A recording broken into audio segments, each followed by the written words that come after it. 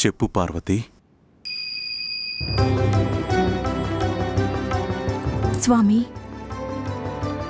మహాదేవుడి అర్ధాంగి నేను.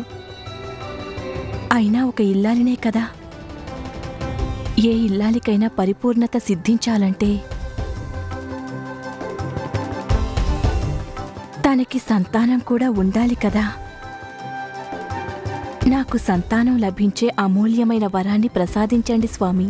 పార్వతి, నీకు సంతాన ప్రాప్తి అవశ్యము కలుగుతుంది. శ్రీ గణనాథుని దివ్య చరితాన్ని తెలిపే గొప్ప దృశ్య కావ్యం జయ గణేశ.